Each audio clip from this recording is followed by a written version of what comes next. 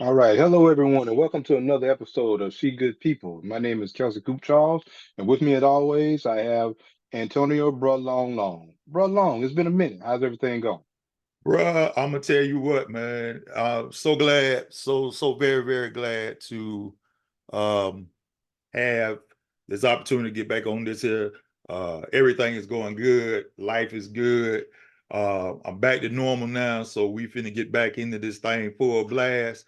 Looking forward to it. Miss you, brother. But we got big things coming and ready to get this going. Super, super good. Hey, bro, fourth season, man. Fourth season. Yeah, You know, we on to something, man. We we on to own to something. something. Longevity. Appreciate all the fans that have continued to listen to us while we've been on hiatus. When the weekly report comes out, it is always just uh, a blessing to see. We got a show that's literally 4 years old that is still pumping it just as hard as anything. So shout out to the fans, man, because again, uh, we still getting new people listening to this every week.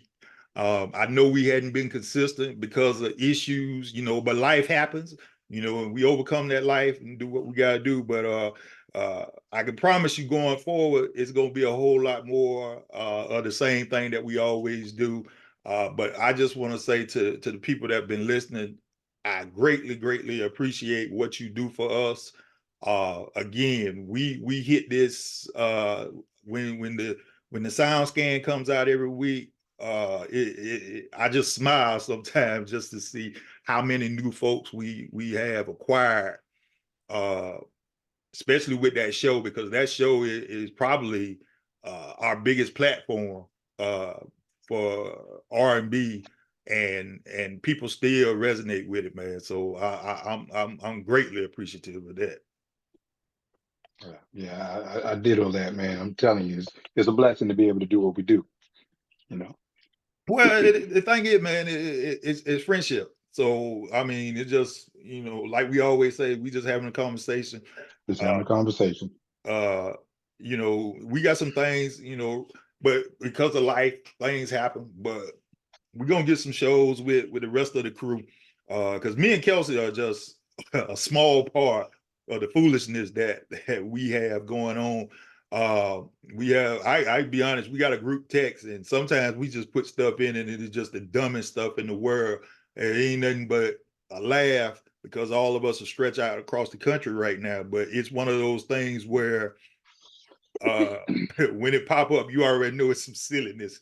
Uh but it's the good kind of silliness. It's nothing out of the way. It's just something that if we were all together on a Tuesday or a Friday morning, we would Hmm. probably, playing cards, cooking out, doing what we do best, and we just enjoy each other's company and everything like that. But we're gonna go ahead on and get ready. This show, go put out a disclaimer before we get started. Uh, this show, the title for our first show of season 4 is R. Kelly, the albums and the songs. Now, I know there may be a Hmm. great number of you that may disagree with highlighting R. Kelly, but the thing about it is, if you love music, there's no way you cannot deny his impact he has made on R&B from the time he came in the late 90s, well, mid 90s, late 90s, to the point of where they are right now. Now, we're not going to discuss any of the uh, legal cases, any of the things that R. Kelly accused of doing or has done that has been proven to be done. That's not what this show is about. We're strictly about the music. Correct. I second that. We went back and forth with this actually for about 3 seasons, just deciding on whether we wanted to do this or not. But like Antonio said, it's about the music. It's not about the person. And I know some people say, well, how can you not, talk about the person when talking about the music? Well, the man has a gift and a curse. We're here to talk about the gift. Whatever else he has going on, like Antonio said, we're not here to judge. We're not here to, because those allegations are serious, and we pray that everyone has clarity. That justice is served. However, the ball may bounce. Some of the accusations, that they put out there. I wouldn't wish that on anybody, but I wasn't there. I'm not here to talk about that. We're just here to highlight the music, and it was a big part. Because if you look back in history, you have a lot of people, a lot of I would say geniuses that came with their share of trouble. But throughout that trouble, they put some good into the world. I'll Right, put it that way. right, And so that's what we're here to talk about. right, and even more so, if you've been following us over the last 4 seasons, our love for music and high regard we put for people that have tremendous catalogs, and undeniably, this man has a catalog that virtually cannot be touched. There's probably, I would say, two people in the genre that can touch him, and that Hmm. being two other geniuses that we've already highlighted in our shows, which is Prince and Michael Jackson. Um, Hmm. they are the only ones that could stand shoulder to shoulder with Kels. Um, Yeah, and if so you look at it from a standpoint of being able to do everything, Michael had a good ear. He just couldn't play the instruments, but I mean, he was still a producer or whatever. But Prince did everything, Prince did just like everything R. Kelly. R. Kelly did everything. right. And the amazing thing about Kels is Kels can't read music, bro. He barely reads, so I heard. But anyway, we're not here to talk about that either. We're But not talking about that. you know, We're that's a not talking gift. about that. But It's a I mean, gift. for a man that reportedly cannot read music, the Hmm. amount of music that he has made in a 40-year span, 30 Hmm. year span, I mean, it's undeniable. It's undeniable. And so I'm gonna ask this question before we get started. Go ahead. Just thinking about it from a musical standpoint. Uh, over that 40 years, 'cause that's a long time to be in the music business. Uh, when has he missed? That's a ooh, that's a loaded question there. When has he missed? Hmm. Uh, Or has I he would missed? I would say his worst album may have been Happy People. I Only kind of like that because album. it's a good album to listen to, but when you think about it in comparison to the rest of them, it's I probably think that was a it was a regional album. I think that was more true to Chicago and the stepping movement. yeah, yeah, and that's why I say it's one of those that uh you listen to it, but if you're not Hmm. in the stepping culture or whatever, it's not gonna do anything for you. But Hmm. as far as uh, you know, the man, it's so much, so many different albums, man, and when we were looking at this, and it blew my mind, just in the time that he was recording, you talking about 45 albums. Now, some of those are specialized uh Hmm. projects and things of that nature, but 45 albums in a 30-year span, um, Hmm. that's a lot of music, and that's a lot of good music, to Hmm. say the least. It's one Hmm. of those things, and you got to sit there, and it's a full range. There's gospel, there's classical, there is Hmm. R&B, there's pop, there's rock, there's Hmm. rap. uh Hmm. I don't think there's a lot of folks that can touch on all those genres and be good at it. Hmm. You Yeah. know? I uh mean, he's he's a a hit special maker. individual. Yeah. Yeah. And you can't forget the fact that, I mean, I won't say he relaunched careers, but he made, he bridged the gap between soul, what I call it soul, the old R&B and new Yeah. R&B. You got to think about the Isleys, Charlie Wilson, people like that he really brought back. He said, "Hey, I'm a fan of yours. Let's do something." And Yeah. he relaunched a lot of stuff. Mr. Biggs, I mean, Yeah, Uncle I Charlie. agree. I agree with that. But the thing that I think the biggest thing about Kels, me and you grew up. listening to old school R&B, the Teddy P's, the Smokies, you know, the Commodore, you know, big band R&B. I think I would say, well, from a love making standpoint, he surpassed Luther at that point, because you know Luther was the standard. You know, you want a nice chill evening. You know, you played Luther, but what Chaos did was he expanded on those things that Luther brought, the voice and everything like that. Chaos took it to a different level, and there is no denying R. Kelly from a standpoint of, if you, I put it like this here, and I told people, and I told you, you heard me say this before. If you want to get a woman in the mood, play R. Kelly in your car, okay? Any R. Kelly, you know. There's no way you can listen to any album, and I got some albums here we're gonna talk about, but there's no way you can listen to any album and that not put you in the right frame of mind to have romance. There's no way you can listen to it and not be like, you know what, I'm feeling some type of way right now. And you can't say that by the only person that I would say come close to that is Usher. You know, but the thing about Usher was, and what made Usher such the symbol that he is and everything. Yeah, he can sing the ballads and sing like that, but Usher dancing is part of what made Usher great. You know, True. He's an entertainer. He's an entertainer in every sense of the word. But Chaos is an entertainer from a different standpoint. The lyrics, the lyrical, just the vocabulary, the lyrical, how he would take you on a trip in a song, in a 3-minute song, he'd take you in a story and a half. Yeah. He's a great storyteller in the sense that he could paint a picture of what love looks like. I'll put it that way. If you want to call it that. Because do you want to call it love, though, dog?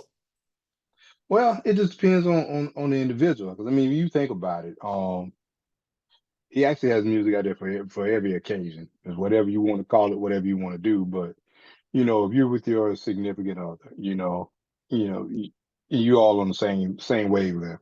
You know, he kind of catered to that, but at the same time, I guess, how would I say, the old, I guess it's before my time too, the old 70s, 80s. I mean, he kind of pulled from that, because that's like the old nightclub songs or whatever, and things like that. Whatever you want to call it. I guess is what I would say. You had the old juke joint back in the day when you didn't have all this violence and everything and all that stuff, but where you could actually go someplace and have a good time, and you're not worried about being shot, this thing, that thing, the other thing. Right.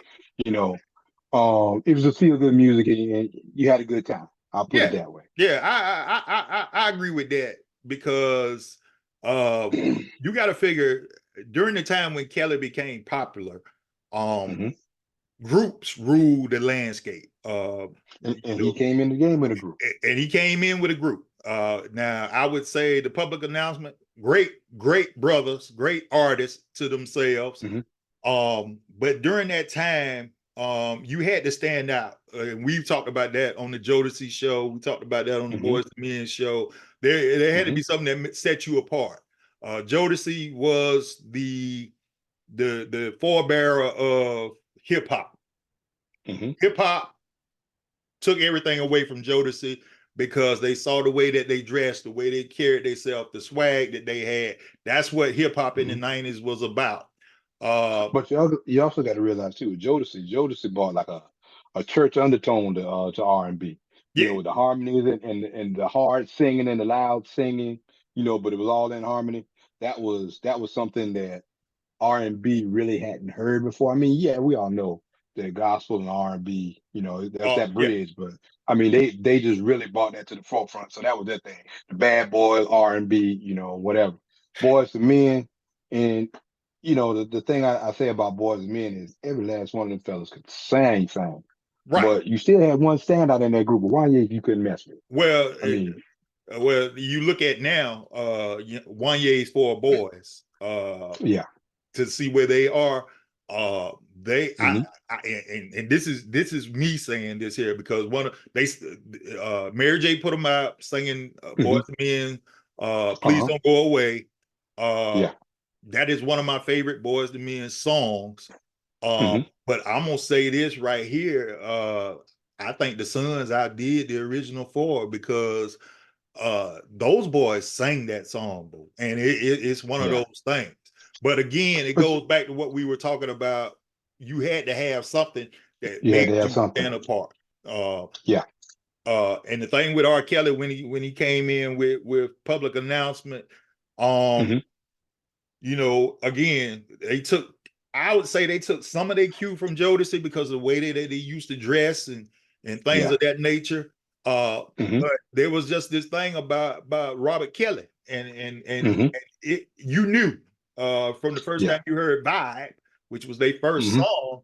Oh, Mhm. this is something here, you know. Yeah. But that's not the only thing. Vibe was a good way to get you introduced to the world, Right. but when they when they brought out uh Slow dance. Slow Dance and Yeah. Honey Love, bro, it Yeah. was over. It was over. You know, as much as I love Jodeci and whatever, it, I can put Slow Dance and Honey Love up against any Jodeci song, and it's gonna be hard, bro. It's gonna be hard. I'm still gonna go with Fiendin' every time though. I mean, I hey, I got understand. to. I I got to. understand. Fiending is a different, but that's a different level. You know, the Yeah. show, the after party in the hotel, we already talked about that. That's a That's a different monster unto itself.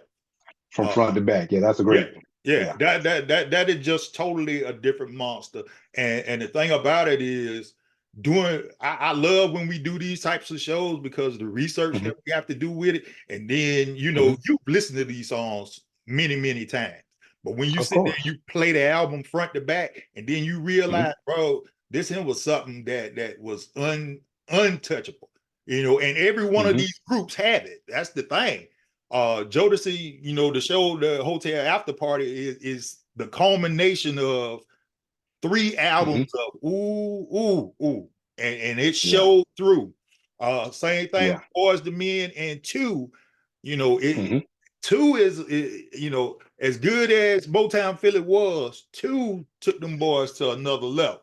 It was something totally different. I mean, I think in between Motown Philly and two, didn't End of the Road come out, End of the and Road then they came didn't. out. That was their first They, opportunity to work with Babyface mhm. in LA. And they Uh, knocked that out of the park. they knocked it out the park, but you you you fell in love with them with one, but by the time they got to those albums, oh man, Mhm. because honestly, if you think about it, and you can throw R. Kelly in there, they were the only ones that could stand toe to toe with R. Kelly because Drew Hill fell by the wayside.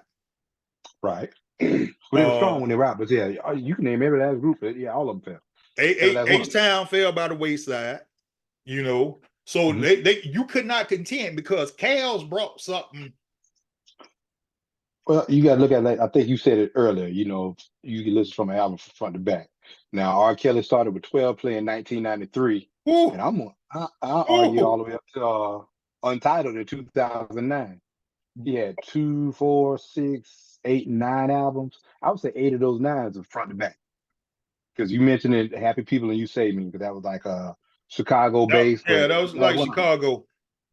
I'm gonna run these off real quick, and we'll go back and attack them. But you had 12 play, you had R. Kelly, then you had Mm-hmm. TP2.com, Yeah, Chocolate Factory, TP3 Reloaded, Double Up, Untitled, and then you had Happy People You Save Me came in 2004. But every last one of those that is listed, that's from front to back, no right, skips. right. And Even the starting double album R. and honestly, starting with 12 play. Uh Yeah. 12 play basically changed the whole rules of the game at that point. Hmm. There was no way after 12 play came out, everybody had to, if I would say 12 play virtually destroyed Keith Sweat as well. Well, yeah, Keith still had his own following, but yeah, it shifted the landscape. It shifted because you figure Keith Sweat and Gerald Levert at that point were your Hmm. preeminent solo Hmm. single R&B male singers. When Right. Kales came out, they could not contend with Kales. Mm-mm. You know, once you get past, you know, Honey Love and Slow Jam started the transition, but when he came out with 12 Play, Hmm. without the public announcement, um, Hmm. bruh, it's hard.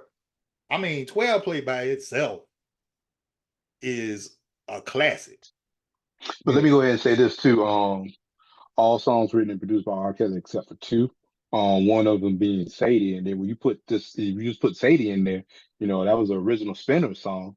right. Um, that just, I mean, it was weird because the way he had it in there. Because all of your songs will talk about one thing, and then you put Sadie in there to, you know, to give pay homage to your mama. I mean, But it was that but it remember was well where played. Sadie was though. Sadie was actually in the middle of that CD, and it's like Hmm. it didn't fit. No, but It, it it, did at the same time. it did, but it didn't fit Right. because you started that CD off, you know, Your body's calling. your Yeah. body's calling me, man. And bruh, come on, Hmm. man. Uh Yeah. that your body, I don't know if that might be the most recognizable R. Kelly song, but I would say it's right there. Bump and grind. Well, I understand, bro. I mean, 12 Play the album by itself. You, Well, your, yeah. your body's Yeah. calling me. The one that I give Players Club the greatest highest esteem. When Hmm. Diamond did her dance, they played Seems Like You're Ready, and I'm gonna Yeah. be honest with you. That was a great song, but in the Players Club, that took it to another level because Right. Lisa Context. Ray, McCoy, The way I they give it used it. to you. Hmm. You did the right, you know, because a lot of people criticize, yo, y'all go to strip club. Hmm. There's a difference between strip club and a show. Right. Okay. In the Players Club, she gave us a show for that.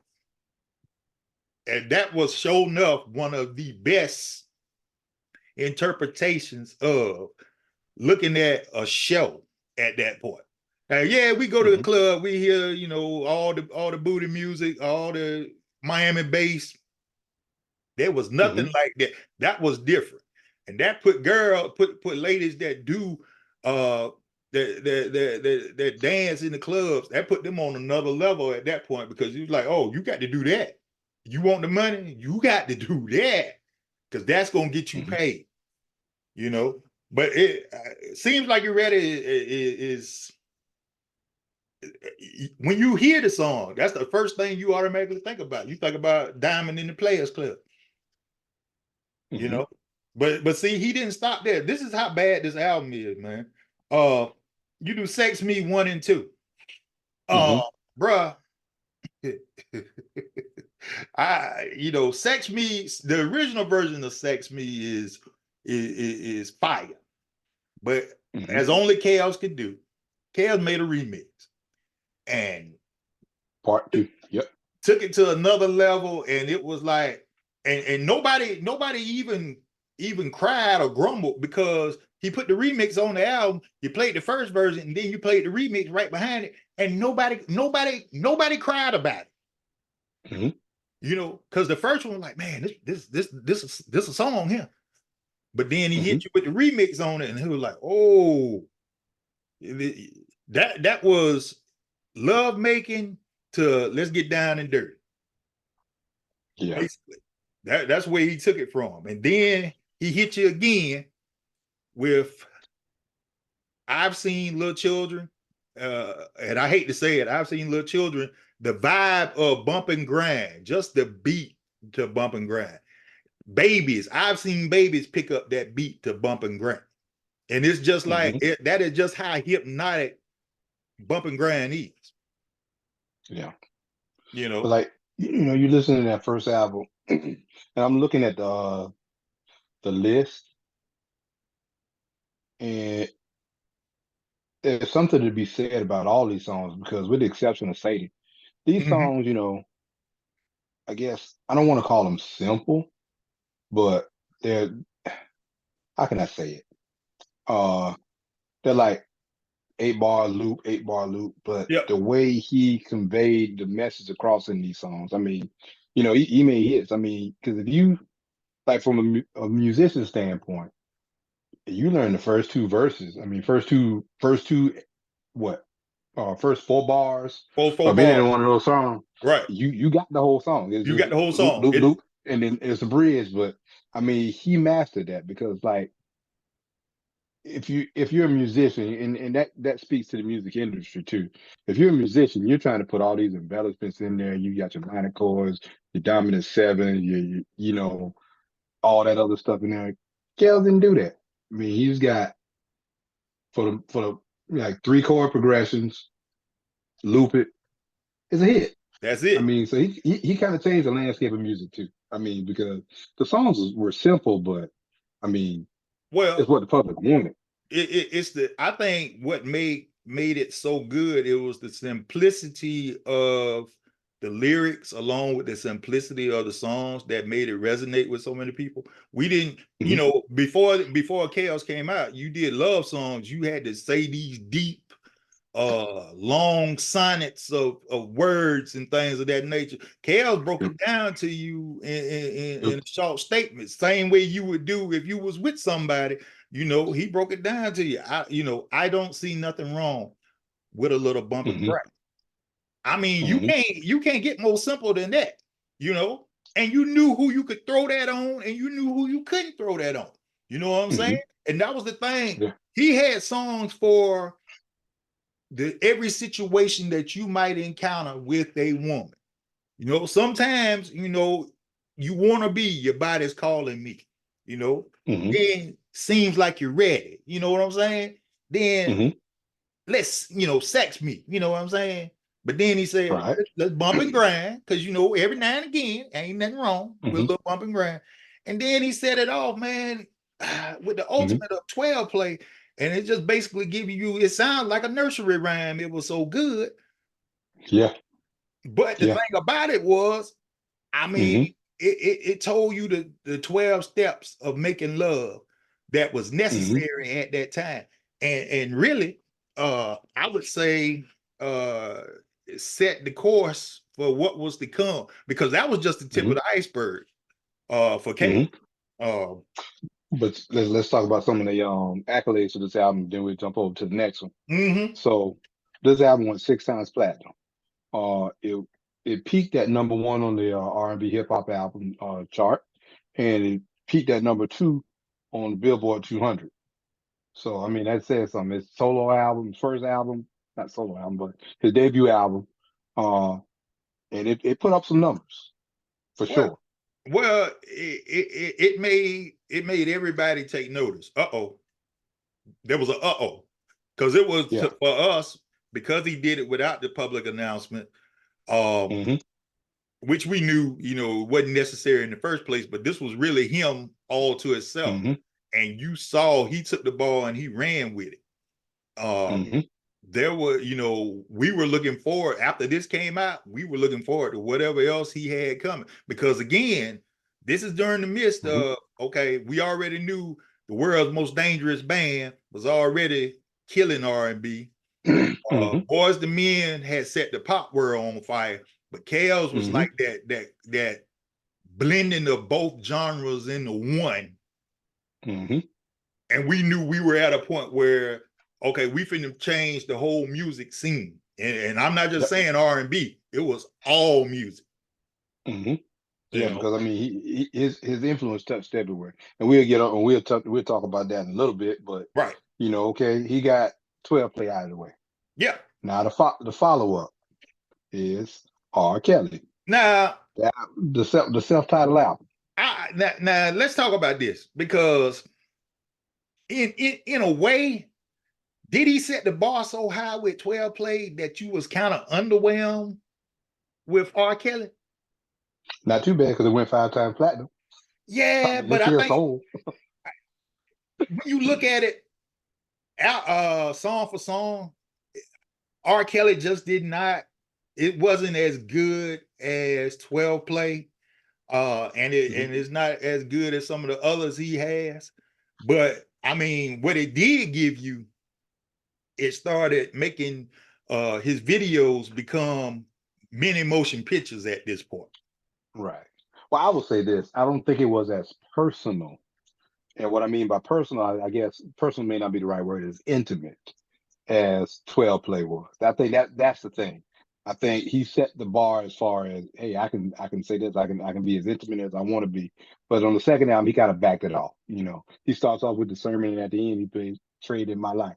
Right. So that those two by itself, the start and the finish of the album, "Straight in My Life" was my favorite song off of that album.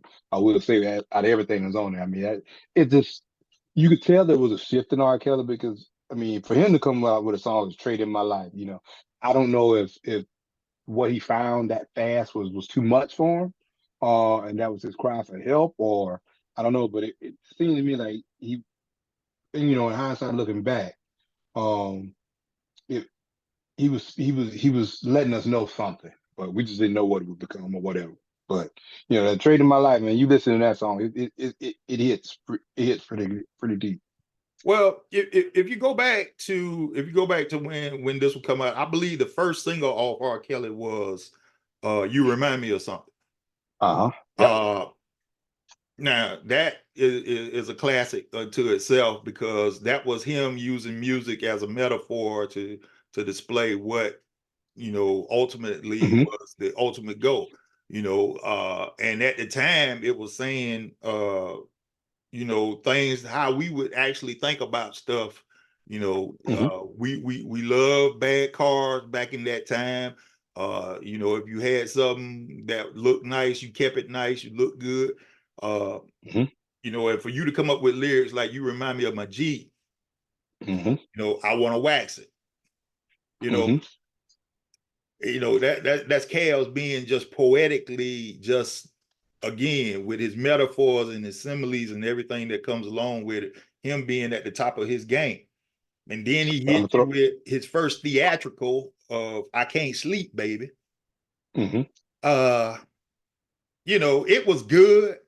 It was during a time, again, you this is about love, by being with a woman, and Hmm. having that type of relationship.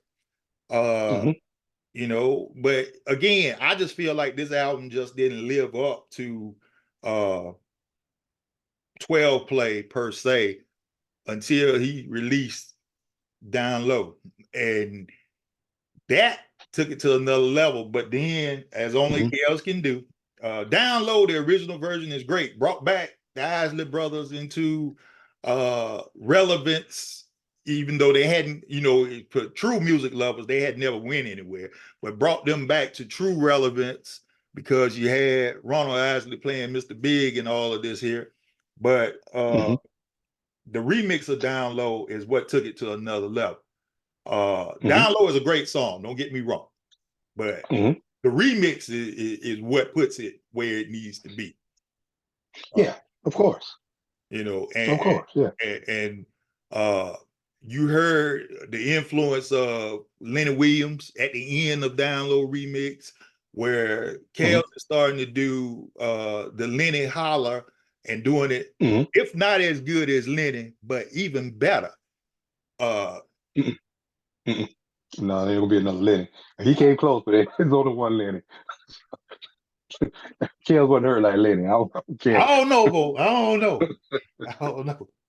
I don't know that he care, but Down Low took you somewhere, He The did. mix, I mean, just the way he flipped the verses, Hmm.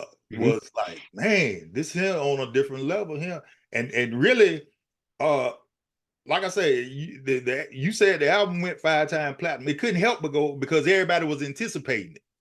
Uh, Yeah. Another song on the album was "Step in My Room." That's a low Hmm. key, Chaos banger. It ain't gonna be one that go on the top of your list, but it's still great. And then "Baby, Baby, Baby," Hmm. that led us to kind of to the next album. Because Right. Chaos started back getting in his groove on this one, and we were off, as they would say. Uh-huh. And that's the double album. That's the That's double album, hard. Hmm. bruh. You got 2 albums from KL's on this, both of them certified bangers.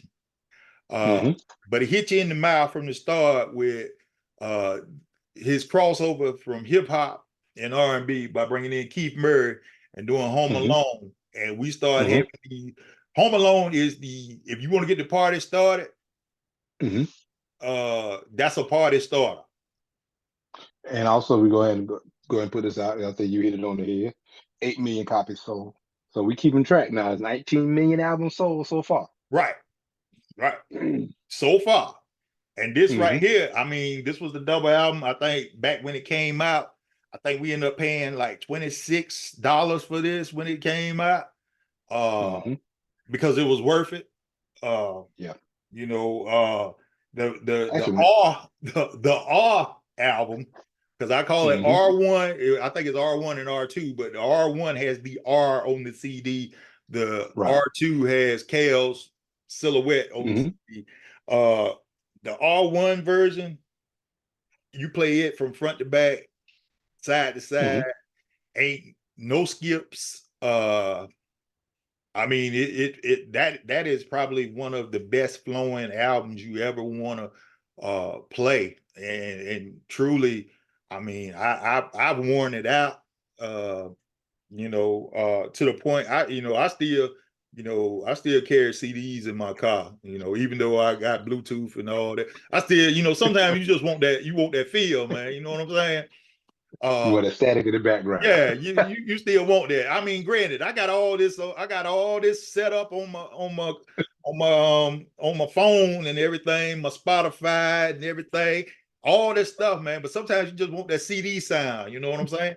And nothing wrong with that. Nothing wrong with that at all, man. You know, Home Alone hit you in the mouth, and then he hit you with Half on a Baby. And I'm gonna tell you right there. Another theatrical video made to this song, but it was just something about that song. There was a lot of children birthed because of that song, man. There was a lot of children birthed because of that song. I can truly say that took us to a different level. You know, just the way, the simplicity of saying, let's go half on a baby. Not saying that you just want, I mean, you can slip up and have a baby, but when you are meaningful in your approach to having one, you know. Only R. Kelly. Only R. Kelly. And then the bridge is what makes it what it is, you know, from my toes up, from my toes up to my kneecap. See, that was it right there. You can't get past that, man. But I'm gonna put this out here because, you know, I think it plays into the genius of R. Kelly again, because I think, you know, music has an effect and a feel. You know, R. Kelly in his songs, he hit the right vibrations to conjure up a feeling. So he could pretty much say whatever he wanted to on the album. You go like it, honestly. I mean, the music for R. Kelly, I think that was the thing that put him over the top. The lyrics were great and all that stuff, but it's just the vibrations that he put out there in the music. I think if you're listening to it sonically, he didn't miss on that. So even if you go back and listen, I mean, not listen, but just read some of the lyrics, like, only R. Kelly could do this because of what he put out. I mean, the sonic vibrations of the music. I mean, that's the only way. I mean, because you gotta figure, man. You know, this song even gave us, because it was the double album and everything, this song gave us arguably one of the most beautiful songs I think has ever been written, honestly. I'm Your Angel with him and Celine Dion. And you got to think about this here. R. Kelly was at a status point that you could sing with Celine Dion, who is regarded by many musicians, singers, and everything as one of the greatest singers of all time. And KL's was holding his own, if not exceeding, with I'm Your Angel. And it is a song that is sung at many different occasions. And I believe, honestly, that song helped R. Kelly cross over to a different audience. Oh, it did. Hands down. Yeah, it did. Yeah. Yeah. Yeah, he crossed over to a different audience at that point, and he made more people listen to it, more so. Hmm. And then he followed that up by getting the title track on Michael Jordan's great movie at the time, one of the best, Hmm. movies of all time, for Space kids Jam. to watch. That's right, man. Space Jam is underrated. But honestly, if you listen to that Space Jam soundtrack, Space Jam Hmm. soundtrack is one of the best soundtracks ever made. Because you have a variety of different music. You have Seal, you have R. Kelly, you have the Monstars. Hmm. Uh, you Hmm. know, you have too many different genres of music on one, and all of it Hmm. fits, and all of it is good. So, Yeah. I mean, everybody plays this anthem all the time when you're graduating high school or whatever. But I Believe I Can Hmm. Fly. I mean, I think this was what, 96, 97, I think it was 98. 98. Okay. So Hmm. he had an outstanding year because all of this came all at one time. And then, Hmm. if you remember, he did the national anthem as only Kelly could do the national anthem at Hmm. at the fight. Uh, and he also did it. I believe he did the national anthem at the Olympics that year too. At the opening ceremonies in '96, Chaos doing another outstanding job with that. R. Kelly was in high Hmm. demand at this point. R. Kelly was probably more in a high demand than Michael Jackson at this point. Yeah, I would say. I would definitely say that. Yeah. But then back to the album. I mean, Hmm. bruh, it's so many bangers on the double album. It's hard to figure out where you need to go with this. Just let it play. Hit start on Home Alone and let it play till I Believe I Can Fly at the end of the second CD Yeah, or because Gotham City. that's where it is. I mean, they gave you a banger with Crucial Conflict. Uh, Yeah, you know that's Chicago. That's hometown roots right there. that's Yeah. hometown roots. But you know what? I'm gonna be honest. Crucial Conflict hit. Spoken on Hmm. Hay was a jam. Was a Yeah. jam. And then you get a Hmm. chance to be on with Chaos. But then at the same Hmm. time, you thinking about bruh, this one right here. When I heard it, I was like, man, how many times you didn't have, back then, because you ain't had no house, you was young and you was stupid. Can we get up on a room? You know what I'm saying? Come on, bro. Come on. Yeah. You know, because at this time, we in our mid 20s at this point. You know what I'm saying? Mid to late Hmm. 20s. Our mindset is different. Sometimes, this was during the time some people you just couldn't bring to your house. Can we get up on a room? Or sometimes maybe if the mood hits you right, can we get up on a room? You know, R. Kelly had R. Kelly had a song for every occasion. I mean that's what made him what he is. You know, True. True.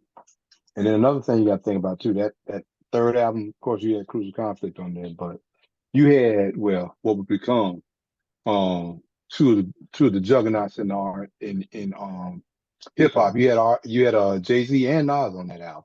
yes, you did. Yes, you did. And And the R. Kelly album, you had Biggie on. yes, yes. And that was uh still, even to this day, the Biggie R. Kelly collabo of uh that's undeniable. That is probably one of the best R&B hip hop collabs of all time. Uh Hmm. with Biggie's flow and Chaos supplying the hook, man. I mean, that's just one of them. It's undeniable, Yeah. and it puts you in the right kind of mood.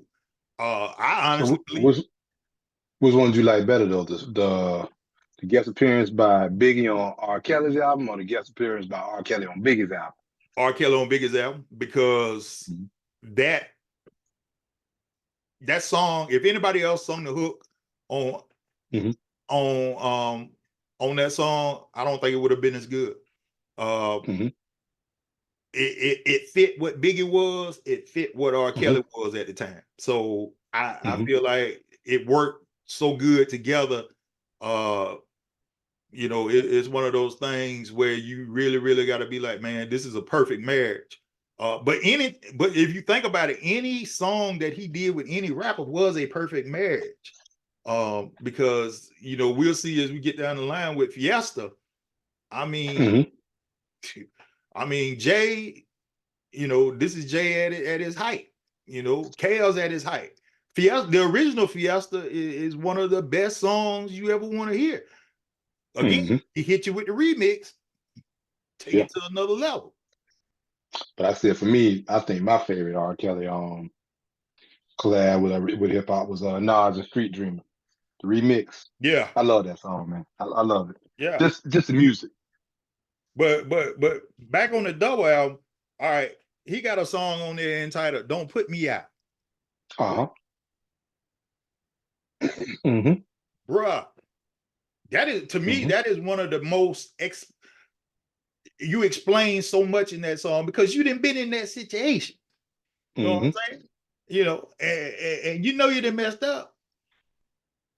And he even said, "Girl, I was wrong." You know, and he sang it like that. "Girl, I was wrong." Yeah. But then you got to go back to, and then we'll come back to "Don't Put Me Out." You also got to go back when a woman fed up. My bro, now that one, I'm gonna be honest, that's an amp. Okay, that opened the door to so many different things. Again, another theatrical video. You know, the Calling Tyrone is, you know, because this is during this is how you know how in tune he was to the way women thought about things, because Erica had just did Call Tyrone, and that was Erica. You know, that's Erica's anthem for all the ladies. You know, and then you know he then got put out again. KL put this together. He didn't got put out, and now he got to Call Tyrone. So do you think it helped him gain more of a female base or lose some of his male base when he put When a Woman's Fed Up out there? Because he was being vulnerable. He's saying, yeah, sometimes we mess up. I think he gained both, bro, because I think fellas had to look at that because you know they could relate to that because yeah, bro, I got caught, I got messed up.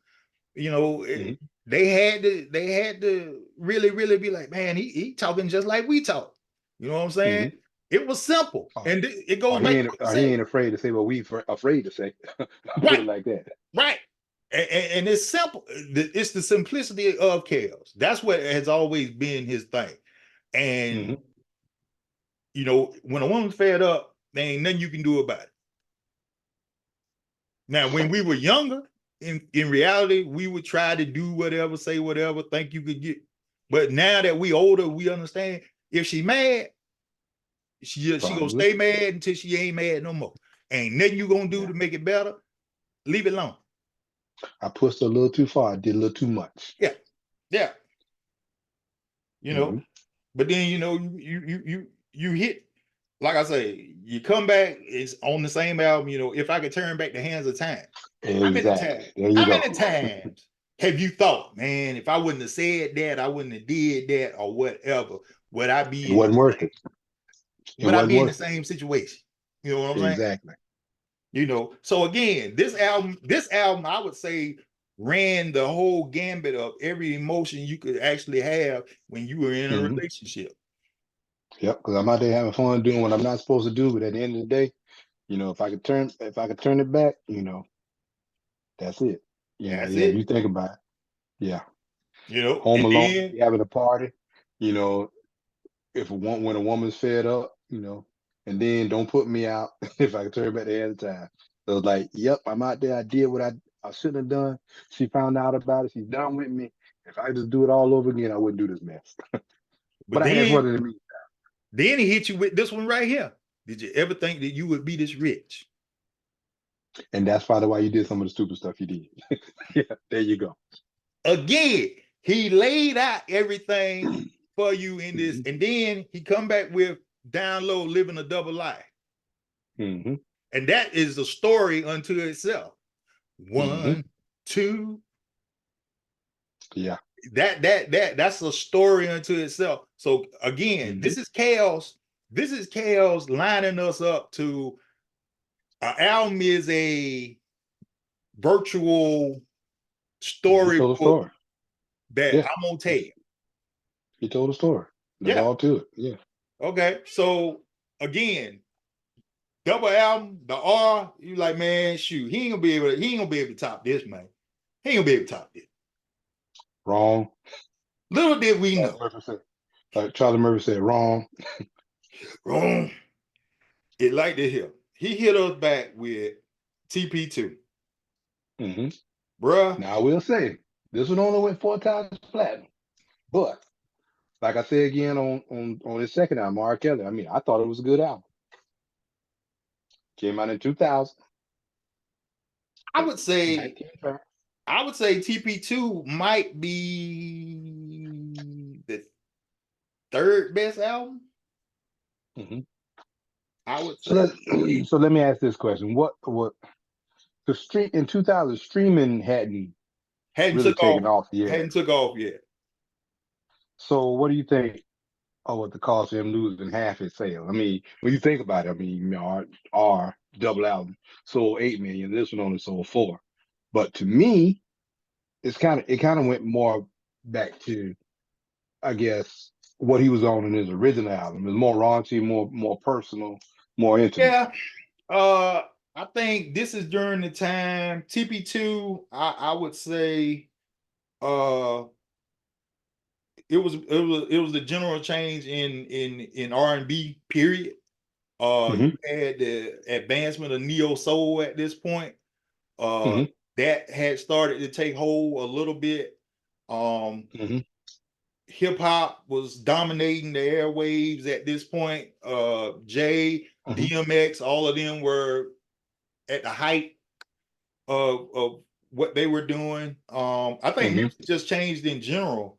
It became less about R&B and more about the gangster stuff. So that's why I see that one falling off, because honestly, it shouldn't have fell off because the album is too good. Well, what I'm finding out too is like it just depends on what the record companies push. So they weren't pushing love anymore. They were pushing the gangster rap and all that stuff at the time. I mean, it was still out there. I guess I think that's where the shift started taking place. Because I mean, for him to only sell 4 million, this is actually a good album. So I think you're right. That shift was taking place. The shift had took place, and then you got to look at it. If you think about it, R. Kelly's image from he went more hip hop dressing on this album. You know, the braids and the baggy clothes, things of that nature on this album. So it was a whole cultural change period. Still, you know, it was less about I honestly believe it got less radio airplay too, because the only song I think the only song R&B or only song that they played was "Feeling on Your Booty." No, I wish.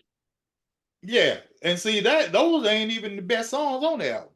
You know, so I think it was a marketing strategy at the same time, but truly, I mean, TP2 when it started from the first song, you know, the intro to it, I'm like, oh, this a banger, you know, and then it goes in the script for you.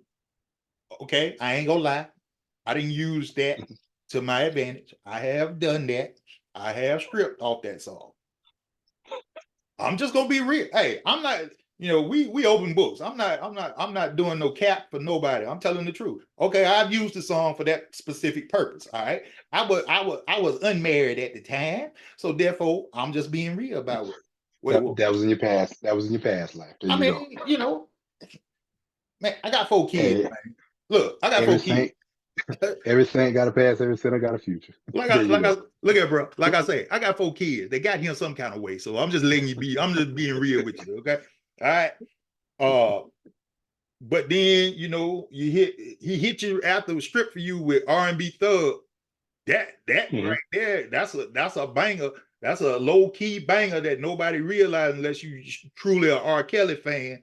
And And then, you know, he hit you again with another song, you know, where he done messed up. Basically say, I didn't mean it. You know, I might do some silly stuff. You know, but then he hit you with like a real freak, and then this is where Fiesta comes in, him and Jay-Z at the height of their powers. Hold on. You skipped over one of the best ones on there for me, anyway. Just like that. Oh yeah, that's my jam. Well, it used to be back in the day. Still is. That's always gonna be good. Want to know how I feel? You know, mean, that's a proclamation to your significant other, man. I mean, you know, want to know how I feel? Just like that. Just like that. But then then they hit you again with a woman's threat. You know, that was another anthem for the ladies. You know, you know, you really couldn't say too much after that because you know he was telling the truth. You know, but then of course the classic. I know where you're going, bruh. Feeling on your booty, man. There's no explanation for feeling on your booty, man. You can't put it in the words, Kelsey. How would you even come up with only R. Kelly? That's all I'll say. Only R. Kelly. What do you mean only R. Kelly? That look, in reality, honestly, in reality, if you think about that, it's what you actually do. Because if you in the club, if you was in the club back at that time, okay, and it was somebody you was trying, you know for yourself, if you dancing with a girl and you really, really feeling her, what are you gonna do? You're gonna feel on her booty. You're gonna slow dance. Right. And you gonna rub. Look, if the mood is hitting you right and you think you got a shot, you gonna rub the booty. Only R. Kelly. Even the music itself. I mean, only R. Kelly. I'm gonna leave it at that. Bruh. I mean, this ain't even this is just getting into the new millennium at this point. Okay, we still are fresh into the new millennium at this point. So feeling on your booty had resonance because it made sense. It made sense. You're like, oh man, you know, this really do make sense. Feeling on my booty. Yeah, and then he followed up with that one, like The Storm Is Over. I think he went back more into his gospel roots. You know, I think between the double album and this one, a couple things happened. We're not here to talk about that. But I think we ain't going into that. I think I Wish and The Storm Is Over Now. I think that's what prompted those two. But overall, I mean, I think it was a good album. I would say it's third best. R. Kelly. Yeah, I would say it was his third best album, honestly. You know, but then he's been through some stuff. You know, he come out with Happy People again. I think it was homage. I think it was because Chocolate Factory never got released. Right? Chocolate Factory got released. Chocolate Factory got released. It got released, but it was later on. It was later on. It was bootleg first. Yeah, it was bootleg first. Yeah, I had the bootleg early, so you know, of course, I had bootleg everything R. Kelly at that point. Yeah, because it was supposed to come out, but yeah, it got leaked, so it didn't come out. Right. So at this point, you know, Happy People came out, and like I say, it has a niche for what it is. You know, it was what it was. I mean, you know, Happy People, you know, if you want to put that on, you get everybody feeling mellow, you know, everybody can two-step to it, you know, and then you try to do the dance if you ain't used to doing steppers, you know.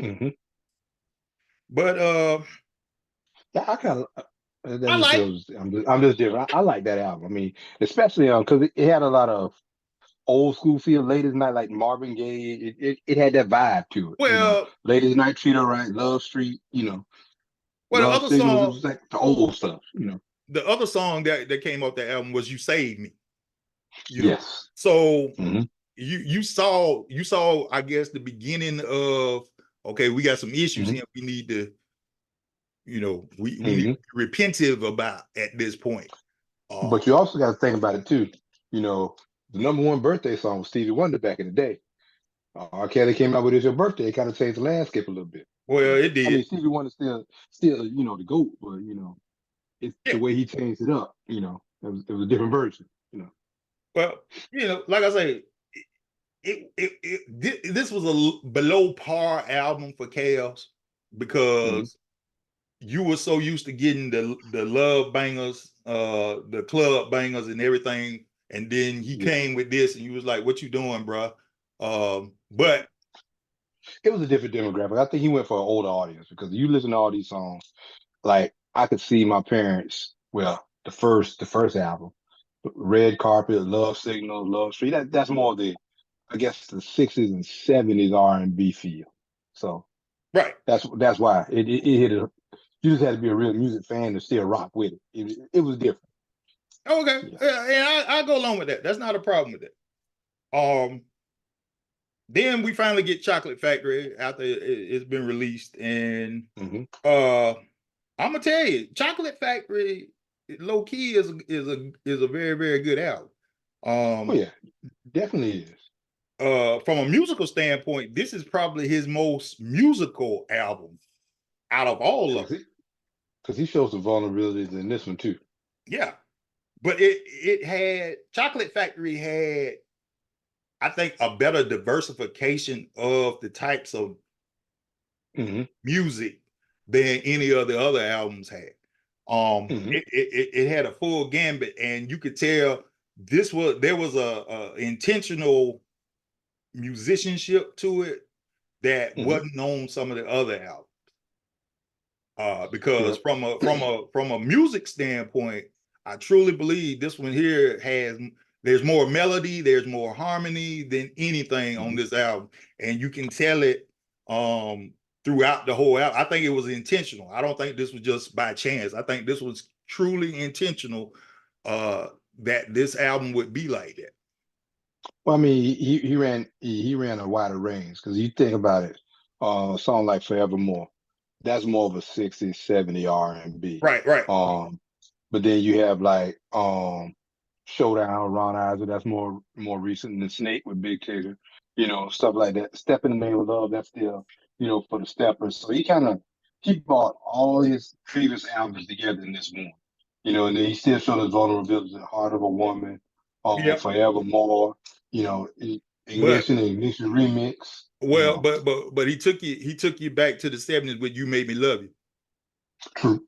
That is true. Yeah. That was true old school harmonizing, four hmm fellas on the corner, uh, Yeah. but really one of the one of the ones we talked about was Chocolate Factory itself. The original song hmm is Yeah. is just a harmonious melody of it was Chaos with his hmm lyrics, but at the same time the music went with it, and you was like, okay, Ignition, hmm Ignition remix is a classic. Uh, Yes. T-Pain and Tip, and hmm you know, but then even with all that, Kels hit you with "Imagine That," and that just down hmm dirty R. Kelly being who he is, and just really, really just showing out. And it was like, oh, okay, all right, we good with that. So again, it was a good album to come back after the first controversy per se. Um, hmm didn't get him back to the other status he had, but it still lets you know, okay, all right, I can still make music, I can still do music.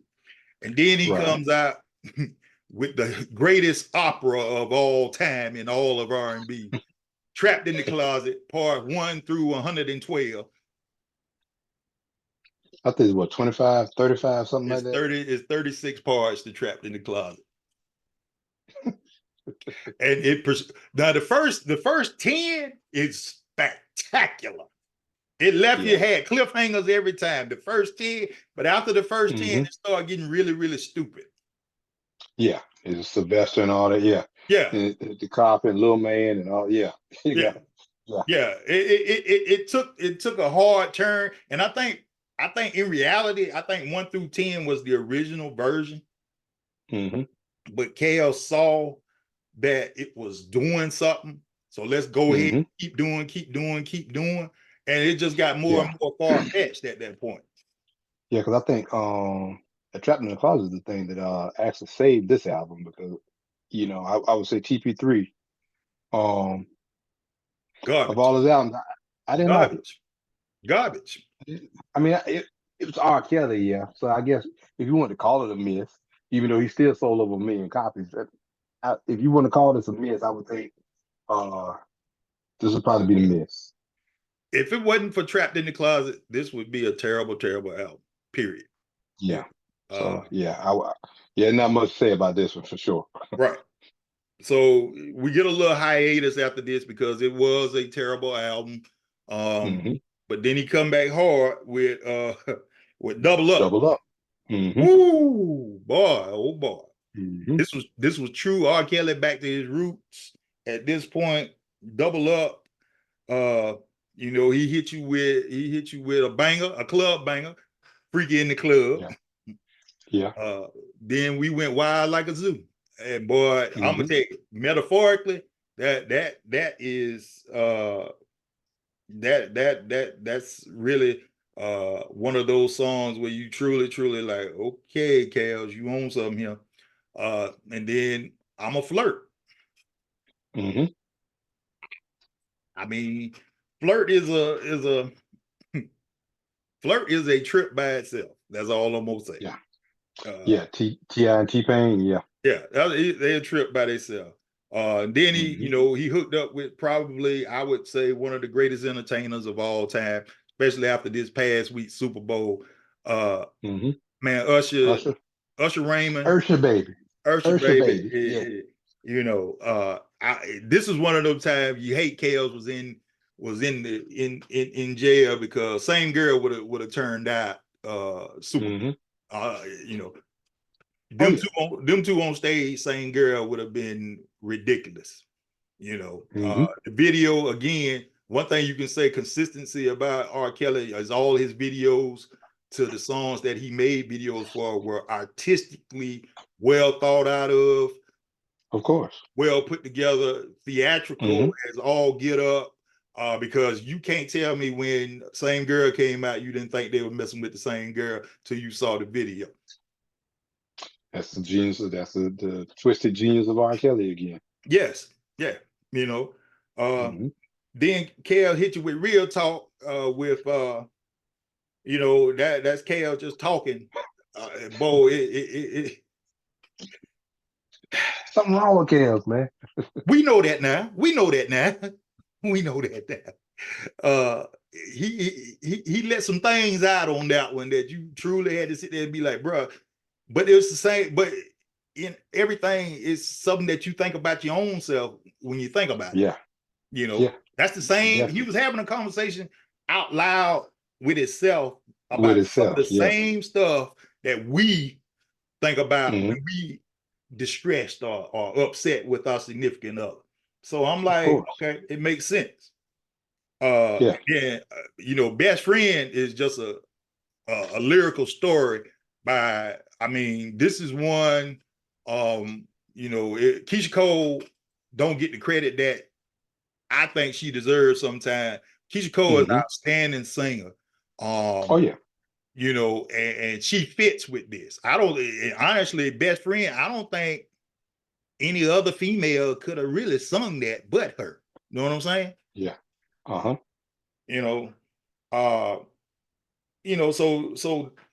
Kels hit us with that, and we only touched on some of the albums or whatever, but it's just letting you know that for me, the songwriting and the metaphors that he's used and the way he's put songs together to tell stories, that is what made R. Kelly special.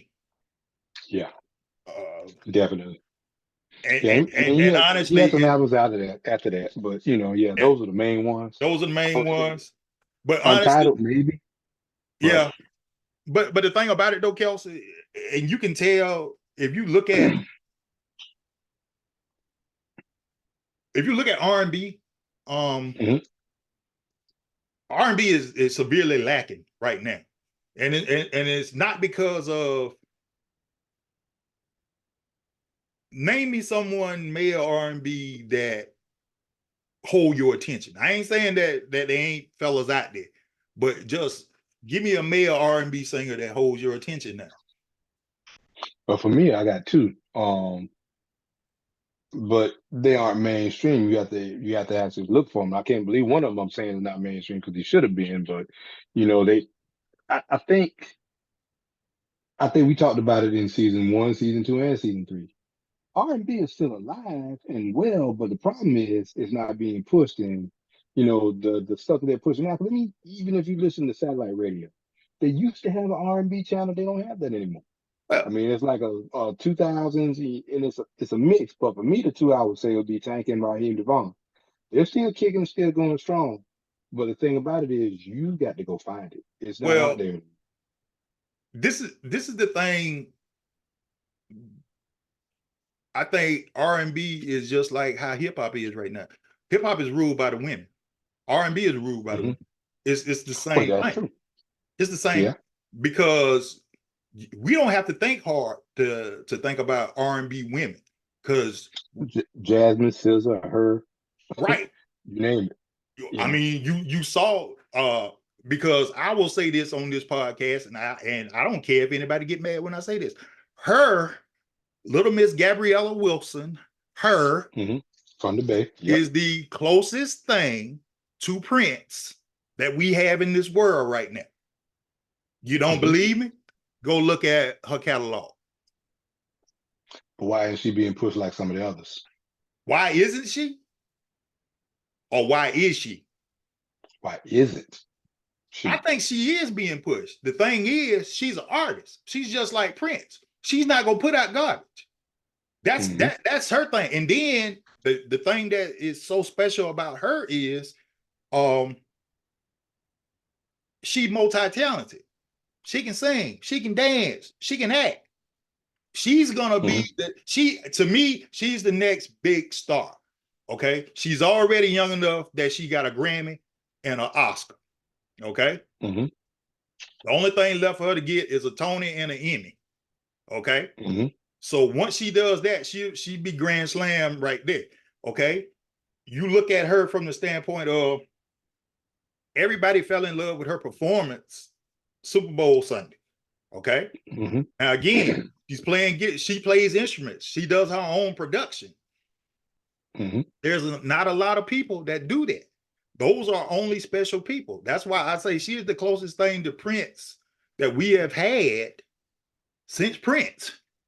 You know, Hmm. nobody's gonna. She's not gonna put stuff out there just to put stuff out there. Okay. Hmm. And I honestly, from a songwriting standpoint, and people might disagree, SZA is on the same level as Cavs. Well, yes, but she has a good team too, because I think she's worked with Babyface early on, right? I want to say. Early on, but the last okay, now we just went past the Grammys. Now it was ridiculous that she did not win Album of the Year. How you the most sold artist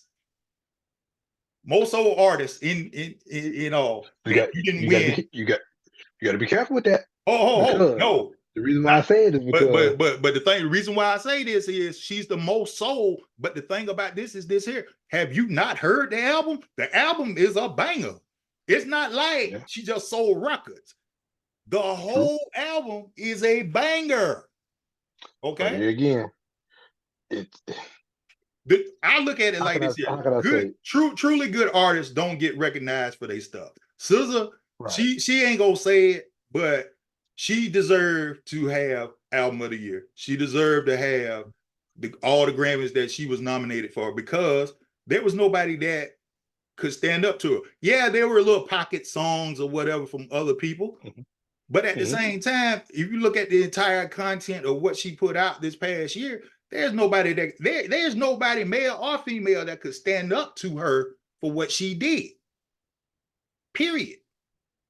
So again, when we talk about R&B, we look at it from the standpoint right now, the women, again, her, Scissor, Jasmine Sullivan, Mhm.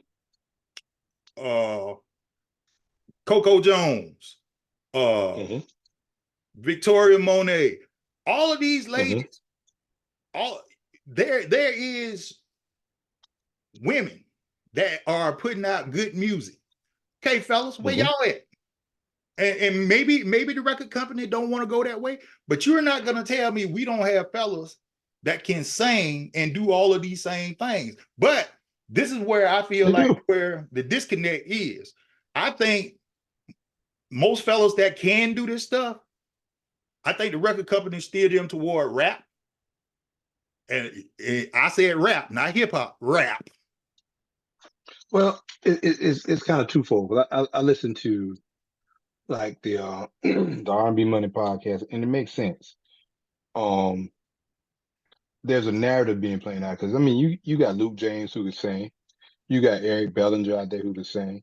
You got what's it called, Eric Roberson. He puts out good stuff. Like I Yep. mentioned, Raheem and Tank. You got a bunch of guys out there that can, but I think the question is why aren't they being pushed? Why isn't their music being you? It's like you turn the radio on, you're gonna hear Sizzle, you're gonna hear Jasmine, you're gonna hear her, you're gonna hear all of them. But these guys, you're not gonna hear. They're not Okay. playing it. It's not getting rotation. And I mean, it's good music. It's It just as might good. it might be good music, but what is setting them apart from each other? Because all of those gentlemen you just said are very good artists. But Mhm. what differentiates them from anybody else? And there's nothing. Where when we were growing up, there was either you could sing or you could Mhm. dance and sing. You know, there's no more. You figure like this here. The biggest, okay, we just went through Super Bowl. Mhm. The reason why we love Usher so much, Usher give you the full thing. Chris do too, but Chris, nobody talk about Chris. well, the thing about Chris do a lot of this to himself too now, because Chris just Chris can't can't get out stand. of the shadow of what happened with Rihanna. Well, that's always gonna be there because Rihanna is who she is. But this is the other thing about Chris. Chris has continued to do stuff that puts him in a negative light, whether it's intentional or unintentional. Chris does things because in reality, if Chris had been a little more low key after the situation with Rihanna and not did all of the stuff that he's done during that time, Chris would have been on that stage Sunday night with Usher because they got Yeah, songs together. He, but but you can't put him out there yes, yes you can because I look at it like this. Um, Chris, I mean, how can I say this? Let's go back to the 2004 Super Bowl halftime show. See, we had a conversation about that this past week too. Janet got all the flack. What happened with Justin? Justin blew up. But this is the thing about Justin. Okay. Say what you will about Justin, period. Okay. Justin put out good music consistently. And he took himself away from that situation. Justin is looked at now as, remember, he was the hot boy back in the day, everything. He was Mm-hmm. what Bieber is now. You Mm-hmm. agree? Okay. Let's look at this then.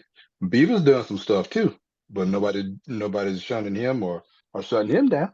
Because you know What's the why? difference? Because Bieber has taken the opportunity. Okay, Bieber then got married. Bieber looks ridiculous next to his wife because his wife is a beautiful woman, you know. But they still holler for her. You have to put yourself in the right kind of situations. And what Chris has not done, uh, Chris continued to do stuff. His name has always been put with negativity, not just because of what happened with Rihanna, but because of other things that he's done during the course of all this. Whether it has been Such as, proven, huh? such as. Fighting everybody.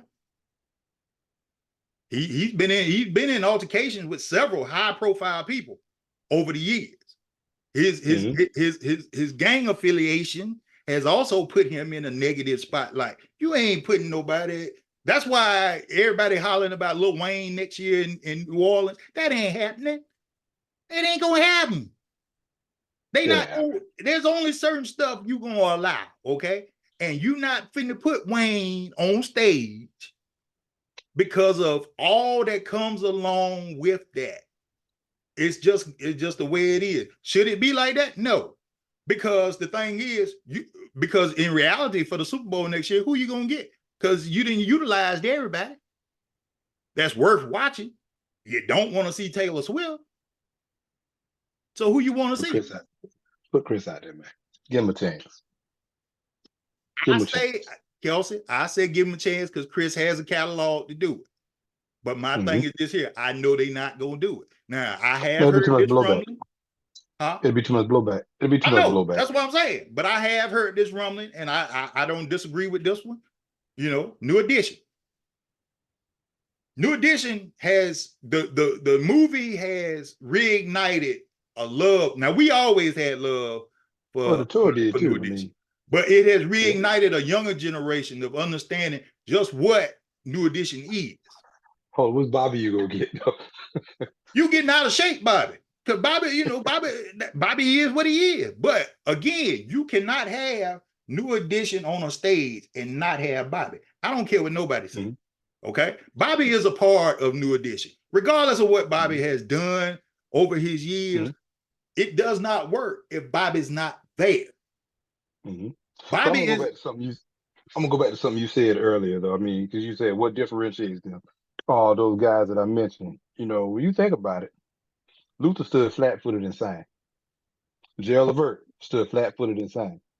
Sometimes it doesn't have to be like the full entertainment like a Usher or a Chris Brown. Both of those guys are anomalies. You know, you think about SZA has a production when she sings. Jasmine probably is gonna stand there flat-footed and sing. But it's accepted for them, but why not the guys? Okay, because what are they singing about? They singing about hurt and pain. What fella is singing about hurt and pain now? Nobody does that. Nobody does that. But that's what sets them apart. But the thing is, what man? What from a male standpoint? Okay, only people gonna listen to stuff like that is people our age. Anybody that I put it like this: anybody that's 30 and younger, they not listening to that.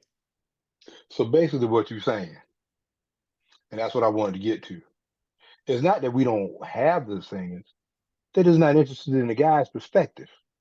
They're more interested in the female's perspective because that's where all your emotion comes from. The guys, they're more so into the rap and I don't care about this, I don't care about that. Drake is about as R&B as you're gonna get. Basically, that's what you're saying. And you ain't getting that. You ain't getting that from Drake.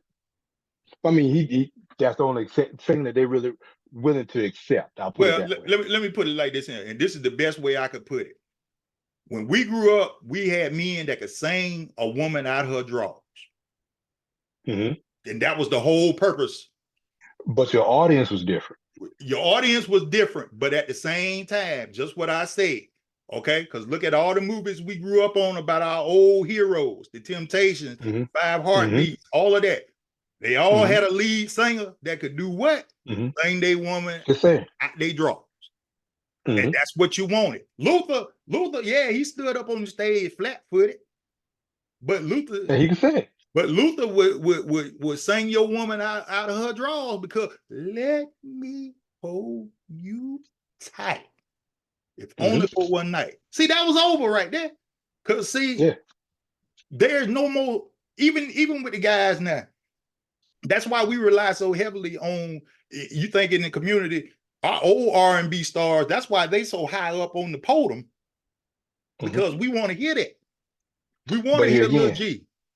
Yeah, you want to hear it, but at the same time, you know, if we hold them in such high regard, you know, if you look at some of the other demographics, if the Rolling Stones come to town, who was held in high regard by their community, they're gonna sell out arenas. You know why? You look at the eyes of people like that, they might get a theater.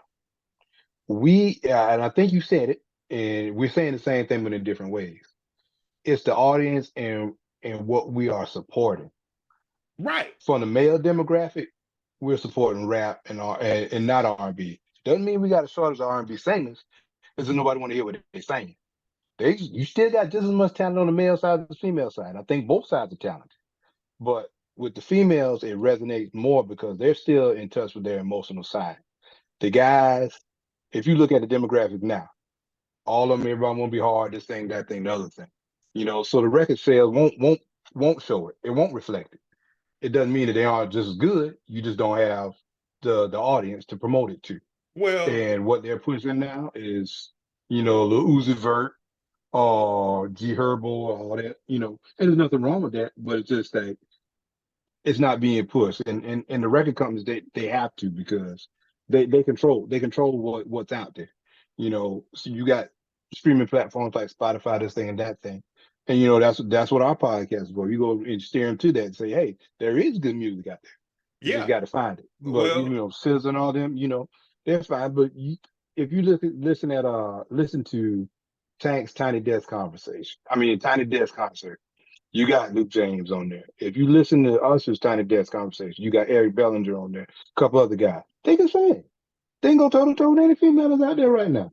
But but it's just that it's not being pushed. it's not being pushed. But even with just who you said, Tank is special just because Tank has tentacles that reach back to other great singers. So that's Mhm. where Tank gets his push from. Mhm. Usher, But Usher, even from that standpoint, Tank's last album was great. He ain't got nominated for nothing. He never got nominated for but anything. but the thing about Tank is Tank is has a niche. He's Mm-hmm. but Tank's never gonna be. You He can't never see had the Tank. backing. You can't see Tank doing 100 city tour in stadiums. You can see But let me Tank ask you doing something. 100 cities in auditoriums. You know Okay, what I well, mean? I'm gonna put it to you this way: is Tyrese a better singer than Tank? No, So why is Tyrese have more reach than Tank? Is what's being pushed. no. Tyrese, I think the biggest thing about Tyrese is you got to understand Tyrese is multi-talented, and people know Tyrese from other things besides singing. That's why he gets a push. But it drives them towards album sales because you get the exposure. That's what you're gonna get. So we're Well, saying of the same course. thing in different ways. Well, but Same see, the thing. thing is, okay, uh, the probably the most sought after R&B male right now, and that could charge you a premium, is Anthony Hamilton or Uh, Maxwell or Usher. Usher or Music. Those are the only Mhm. ones that could charge you a premium, that would have substantial catalogs for you to sit there and be like, okay, yeah, I can hear this. But you got to think about it. All these cats are over 40. You know what I'm Mhm. saying? There's no right now, if you really want to set the world on fire, if you could find somebody that could truly, truly sing and start singing about the real stuff, it would make a tremendous October difference. London. October London. Little Marvin Gaye. But you know You what? can say. But that he a bad fella, but to his detriment, he sounds like Marvin Gaye, and that's a problem.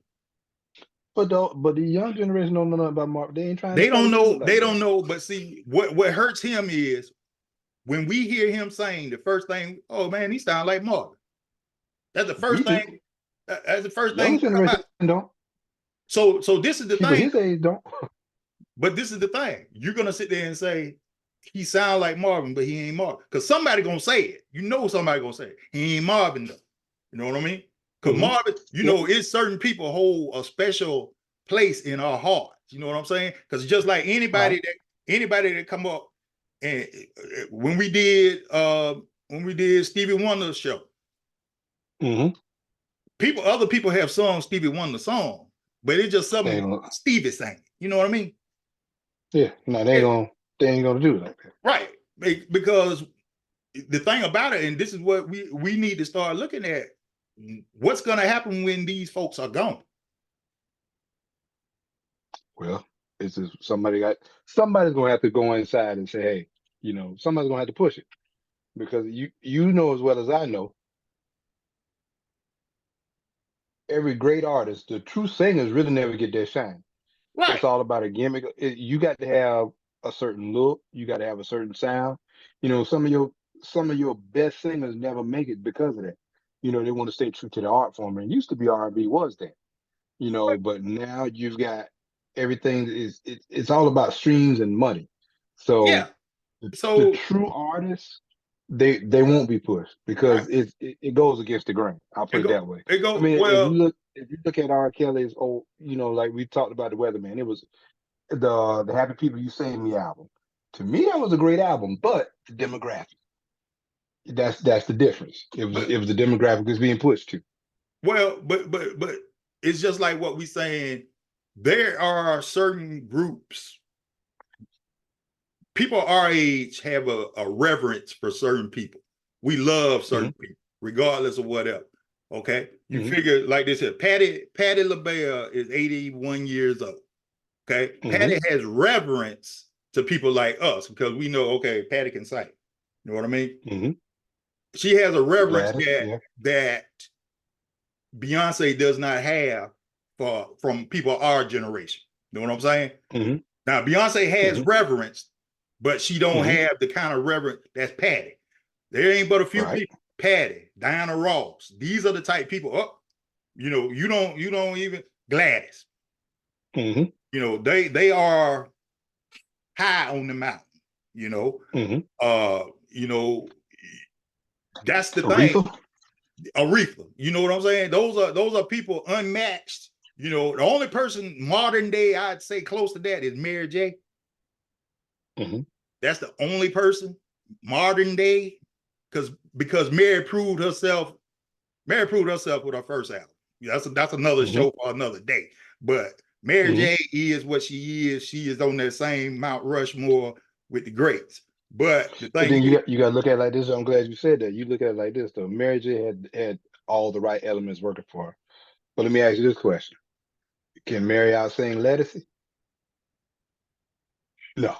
I'm gonna answer that for you. No, she can't. but see, Le- but Can see the thing about Beyonce out sing Ledisi? the thing about Ledisi, she is a good singer, but I don't think she brings everybody in. You know what I mean? Like the way if Ari had better management, Ari can bring everybody in. You see what I'm saying? Mm-hmm. If she had better So, management. so why wouldn't it be true for Ledisi if she had different management? Because I don't think I've never heard a Ledisi song that speaks to the soul. Not to me.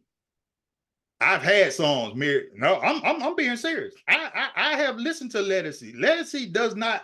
I would take what's the girl?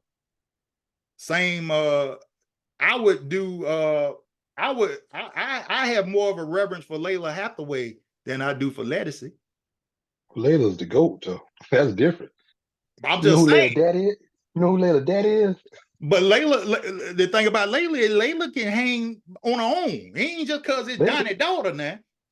anybody who use name Gladys, they'll they'll be mad at me for saying that Aretha, any of them, Layla can out sing all of them.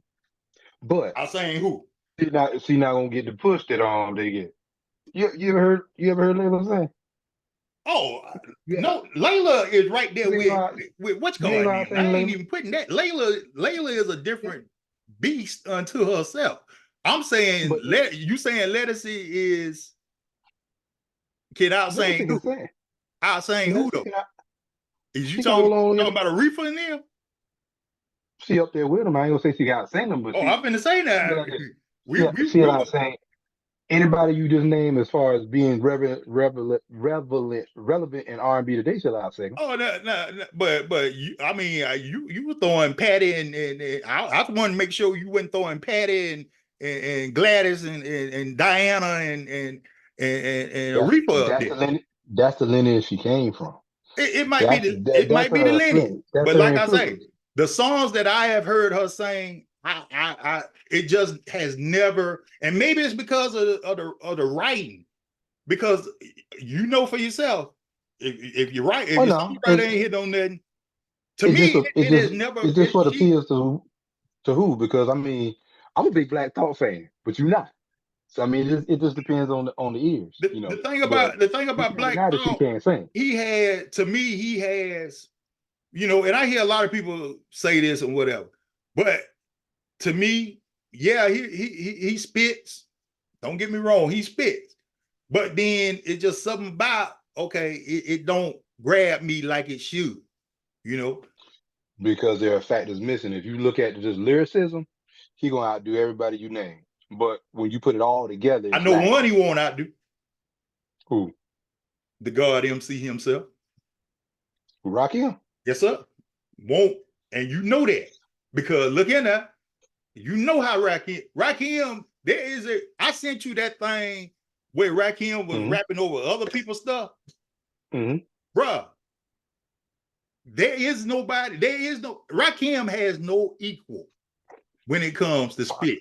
But I'm glad you brought that up. The only person that comes close to Rakim is Daddy Kane. And I'm glad you said that, because it's going to further push the point that I'm trying to make. It all depends on who your audience is. I have my mind are they really great MC. Why hasn't he had more accolades and had more exposure than he has in the rap community? Oh, they love him. He is the God MC. Or Rakim. He's never reached the levels of even an LL Cool J or any of them. But in the rap community, he's the God. There is a reason. There is a reason that Rakim has the moniker of the God MC. LL from that same era. LL has been more commercially accepted. LL has been more broadly accepted. Exactly. But even LL have to sit there and say, anybody that loves true hip hop pays homage to Rakim because of the fact he was the one. He was the one that, and that's another show right there too, Kelso. Rakim was the one that changed hip hop from rapping to hip hop. He completely changed the genre itself. Everybody had to fall in line behind Rakim. And again, the only person I put on his level is Daddy Kane. And if you remember, back in 88, 87, 88, 89, they were bar for bar. Nobody could do anything with them. That's why even to this day, when they get on stage anywhere, the reverence that those two get is because of the fact, okay, ain't nobody, look, Run DMC was the first group to cross over. Run DMC was the first group that people paid attention to when it came to this thing called rap. Run DMC is not in anybody's top 10. Exactly. But you gotta That's what I'm saying. But we give Run DMC the reverence for what they did. But they never gonna be top 10. It might not even be top 15, honestly. Might not be top 15. But that's the thing. In the rap community, but within the rap community, they love them. Outside the rap community, maybe not so much, but in the rap community, everybody knows what they mean. They mean to the art and to whatever. What they done did for the culture.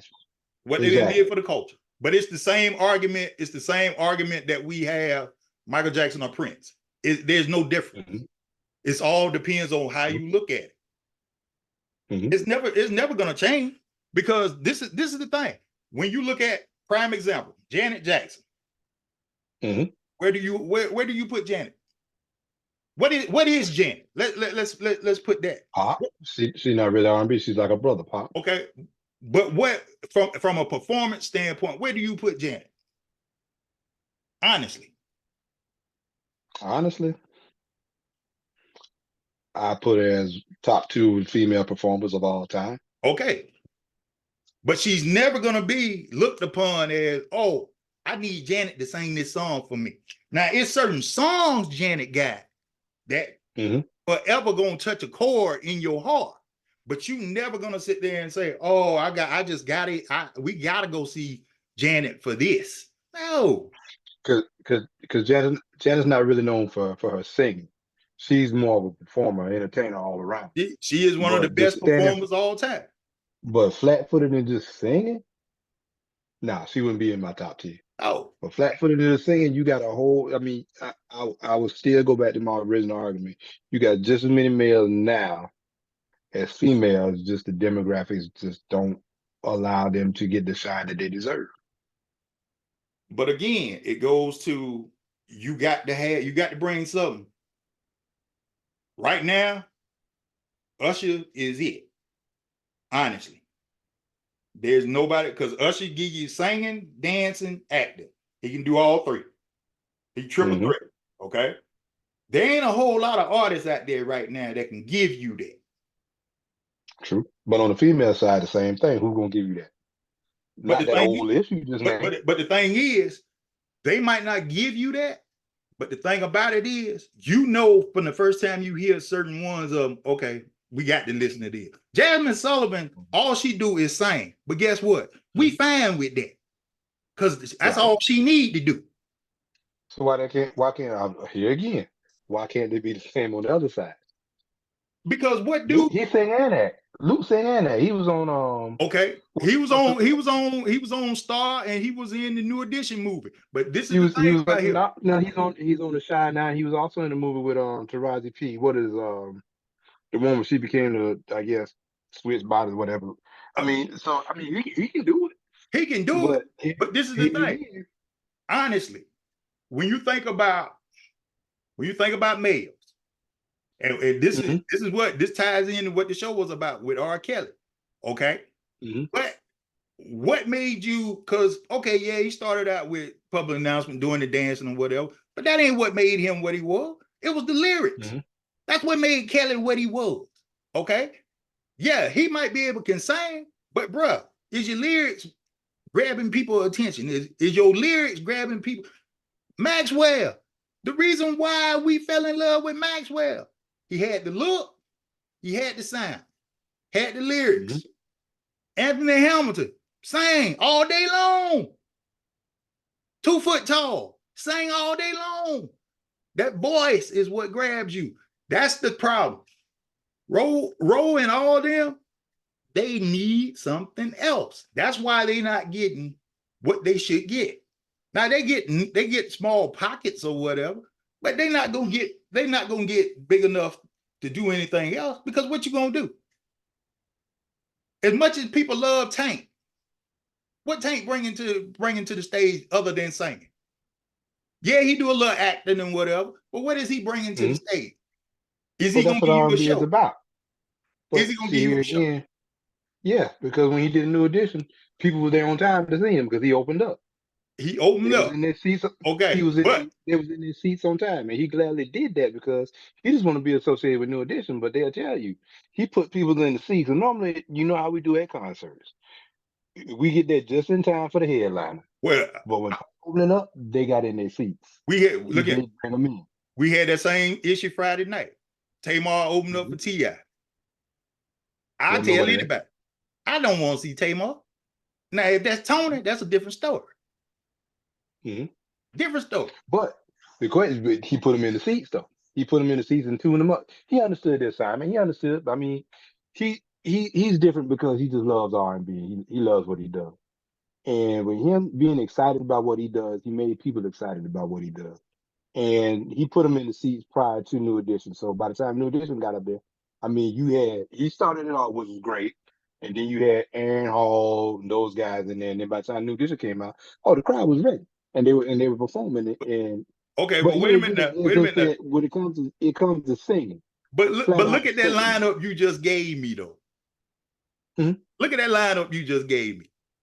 But in the beginning, they weren't in their seats until he really started putting his show on. Then he got them in their seats. I understand, but look at the lineup you gave me. You gave me Tank, Aaron Hall, then you get New Edition, bruh. You couldn't help that. You do Guy is still revered, regardless. True. Okay, you gonna get people, but Tank, you got, like I said, Tank got tentacles that reach back to other folks that we love. That we gonna support Tank because he was with XYZ. See what I'm saying? That's just like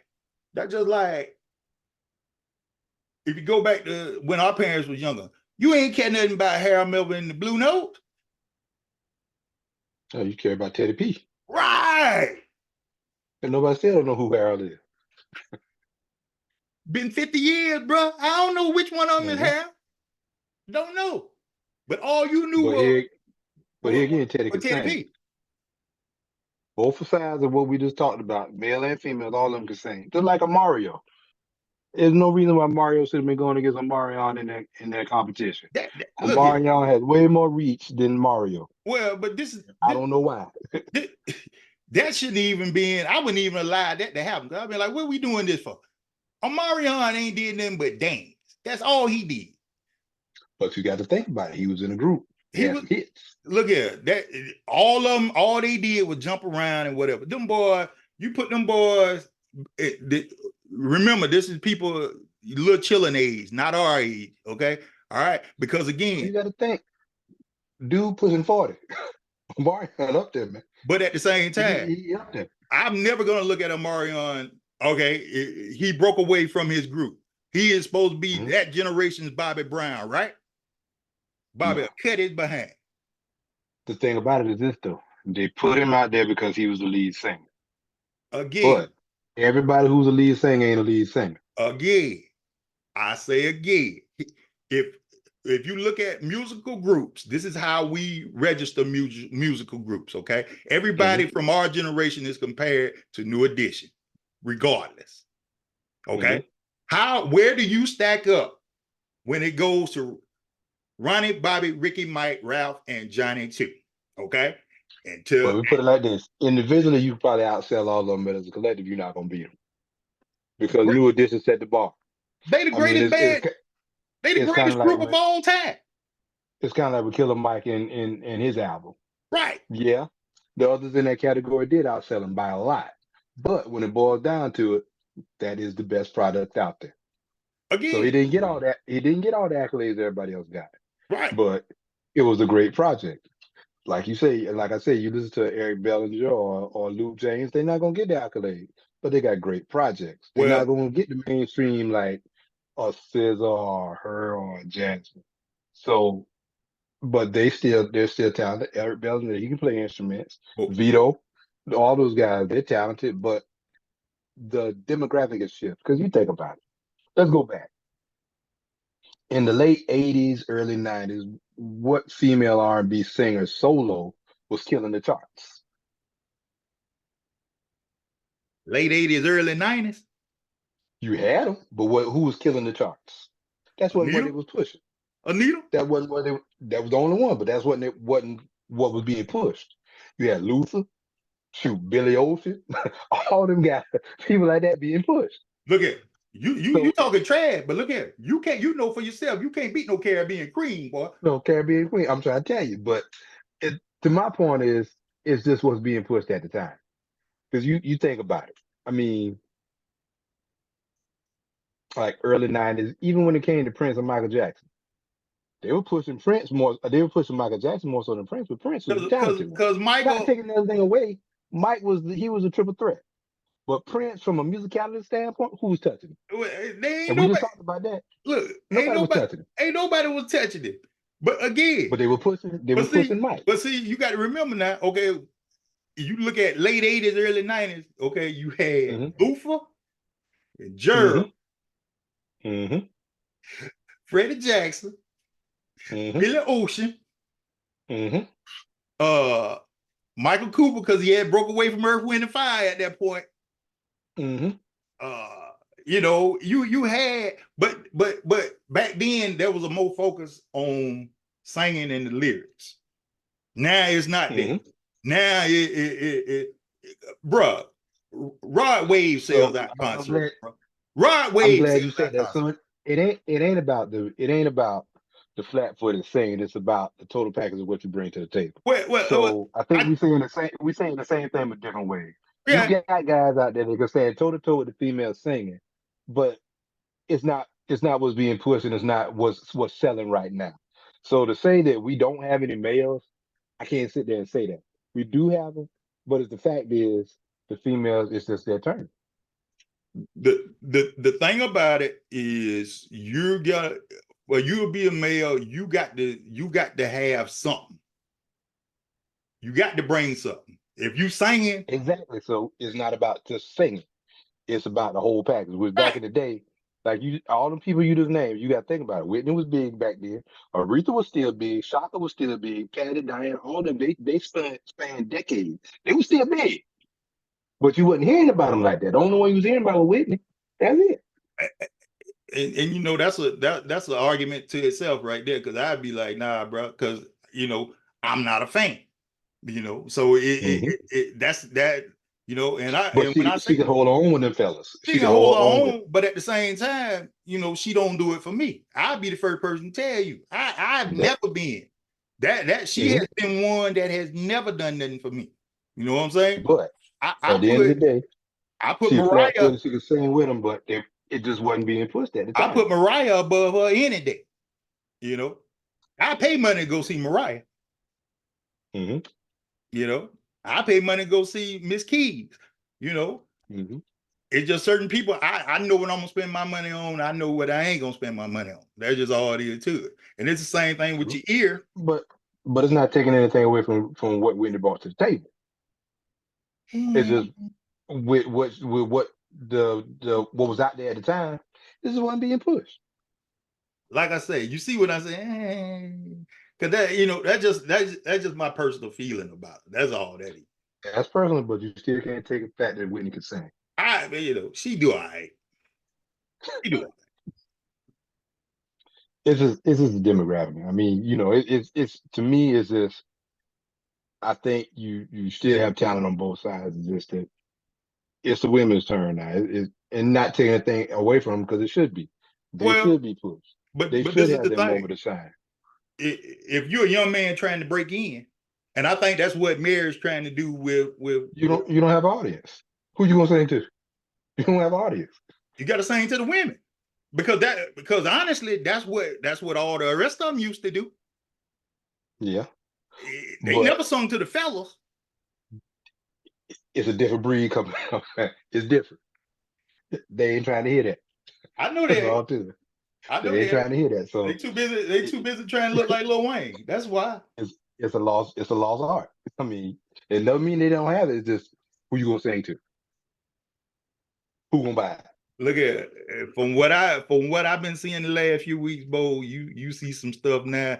You really got to wonder what's going on in the homes these days, because it's a lot of people with some messed up, mixed up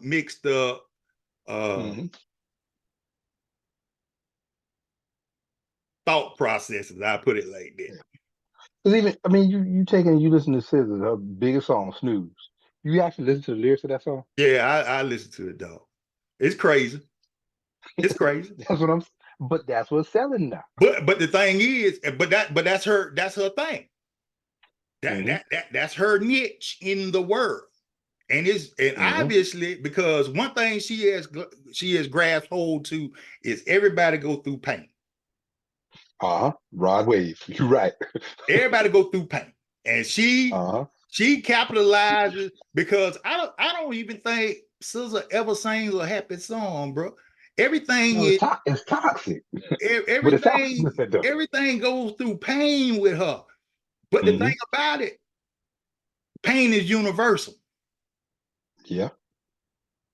You know, pain is right there with love, Bo. Because if you love somebody in a dark way, okay. Mobbing, scheming, looting. Come on, man. I'm just saying. But look here. It's the same way we look at. It's the same way if you look at Lenny Williams from back in the 70s. It's the same thing, though, man. He had to go through hurt in order to make the song that he made. You don't sing that song unless you done been hurt. But yeah, now that's a good point. Now I will agree with you on that, because these young kids nowadays, they don't care about nothing, so they ain't gonna be hurt. They ain't gonna be hurt. You know what I'm saying? That's the thing. You got to sing a song that emotionally invested.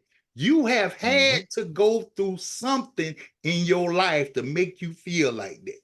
Same thing with SZA. The reason why SZA is so successful, she didn't live that life, dog. She done tried to kill her man. You know she had. That's the thing nowadays. That's a toxic love, man. But that's what. That's not good. But, But the, that's but that's the world we live in now, though. that's the world we live in. Because remember, her biggest song to this point has been The Weeknd. Mm-hmm. You can have him Tuesday, Wednesday, Thursday, and Friday. Saturday, Sunday, Monday, you send him on over for the weekend. I got him. I got him. I got it. Come I on, send bro. him back. Come on, bro. That's the world we in right now. So if I'm singing a song, I love you. I think if I put some metaphors in there and all that, they ain't cornball. You corny, dog. If you ain't look here, if you ain't choking me and telling me in my ear, I love you, but I kill you, it ain't gonna work. And that's where we at right now. I can sing. I can sing flat footed. I'll sing anybody. But if he come out and he say he gonna choke you or whatever, that's what you rolling with. That's what we going with, dog. And that's R&B. That's But R&B anyway, today. back to R. Kelly. Look at this has been a tremendous conversation because of the fact, again, it's emotional, man. It's emotional. Because this is where the state of music has us right now. And we don't have nothing, we don't have anything. We have opportunities, but the thing is, what you gonna do with them? But here's the thing. I'm glad you said that. So now we have a responsibility to try to change that landscape. I know we're only two people, but we got to bring love back into the world.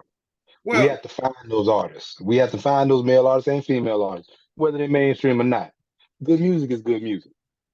But a lot of people don't know what good music is. So I think one thing that we probably need to do, or try to do, spread the word of what good music really is. And if it starts with the old up to the new, hey, we got to do it. already We got got to it. do it. Already got it, bro. Because let me tell you what I got. And I was holding it until we did the season premiere show. What I have done is I have put together a compilation of some of our favorite hits from over the years, starting all the way back to the young days, that what we had to listen to when we was growing up on Saturday mornings while we getting up, getting ready to go somewhere, all the way up into even if you are a spiritual person and you need to hear some gospel, I'm giving that to you as well. And they all start with the hashtag SGP. So I will be presenting those. They will be on our Facebook link. It's from Spotify. One of the great things, and granted, we are on Amazon Music. We are on iHeartRadio. We are on Pandora. But one of the things I love about Spotify is this right here. Spotify, you can make, delete, add whatever you want to all of your different genres of music. And when I say I have the full gamut of music, it's not just R&B, it's just not hip hop and rap. It is rock. It is I even got a channel on there for television shows, old songs from TV, things of that nature, just to make you think about where we are and where we have been. So yes, we're taking it upon ourselves to try to help everybody get back focus on what's important in life. Music is universal. Music helps you go when you're going through things. We're giving you an opportunity to listen to some things, some of our favorite hits. Me and Kelsey, it might be some from me, some from him. The thing is, we know each other. We know how it goes. I got a whole situation there for whatever you need to make you feel good. And I have some of the ones based off of our original shows that we've already produced, like male R&B singers of the 90s, male, female groups of the 90s. Again, our greatest show that we've ever done, highlighting that. And the thing about it is you realize, and what I've come to realize by playing all this music is we need to go back and do some of these back over because of the fact Coco may be the greatest female singer of all time. Well, she's nice. I'm not taking anything away from her. She's nice. I said she may be the greatest female singer of all time. I'm just gonna leave that there. I'll let y'all be the judge of that. But I'm just telling you, that's how in depth I've gotten on some of these things. And then even to the point of where we did Michael Jackson and Prince, and then The argument still goes Off the Wall and Thriller. We still having this argument because we don't know which one to go, because all I'm telling anybody to do is listen to that Off the Wall, front to back, not the whole album, just the song. Listen to that Off the Wall, and there's so much in that one song just by itself. Forget the rest of it. Everybody listen to that, Don't Stop Till You Get Enough and all of that. Off the Wall is the pinnacle on that album, okay? And then on Thriller, I would say the pinnacle, Human Nature. I got to agree with you. Human Nature. The most one of the second most recognized. You can't outdo Thriller just for what it was. But Human Nature. The samples and everything on that. I tell anybody, forget Billie Jean, forget Beat It, forget I'm gonna save them some Mapusa, no. Human Nature. Human Nature. Human Nature followed by PYT for me. But anyway, I digress. Human Nature. I'm just saying, that's just how special it is. So I'll be putting them out at the end of this. You'll see them on our Facebook page. It's going to be on our personal page, and it's going to be on the SGP page. So make sure you pull it together. Only people that have access to change it is me and Kelsey. So you ain't got to worry about it if you mess around and do something. So, you'll get them out. And that's what I'll be working on for the next couple of days and get all of them. I think I got 38 different setups on Spotify right now. So nothing wrong with that. Nothing wrong with that at all. But we putting them out there. Y'all listen to it, do whatever. and again, season. I think this was a great show. I don't know about you. Oh yeah. And we stayed true to what we do. We stayed on top of it. We got all the way off like we normally do. I mean, it's passionate about what we do. Things, man. Again, we getting ready to get back into the flow of this thing. We should be in a good place right now. We just figure out what we're gonna do. We'll think. Me and him will talk about what our next show is. We've been sitting on this R. Kelly for about 3 years though, so we needed to go ahead and get this one out the way. Get it out the way. And then we'll see what's up. Super Bowl just finished.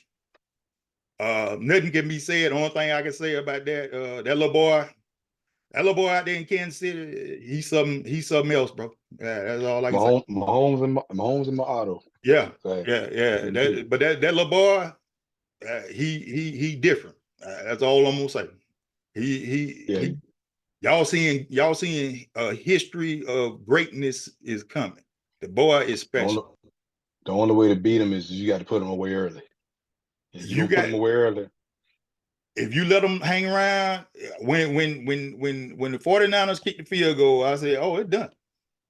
Wasn't even no question in my mind at that point. It was done because I knew you gave him the ball.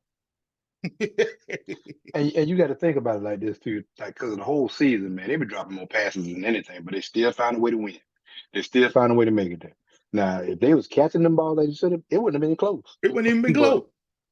If the Super Bowl would have been a formality, they actually had to play for this one, but still, if they would have played, what they do. If I put it like this here, and I'll go ahead and say this right now, there's nobody in the AFC that can stand up to them if they keep everybody intact. That's just how good I think they are. And that's coming from a Steeler fan. You see it behind me back there. I don't care what we have. Right now, there's nobody that can stand up to them. Now, I will say this here, though, and I'll go ahead and put this out here early. Watch the Packers. Because if the Packers can play defense, offensively, y'all is not going to stop them. Because because the Packers lost. They took defeat out of the jaws of victory against San Francisco. Yeah. I tell anybody that. Yeah. I mean, hey. I'm telling everybody right now, and I ain't jumping on no bandwagon. I'm just letting you know, the Packers for the next 5 years, they gonna get at least 3 NFC championships. They ain't gonna lose. That's just how good.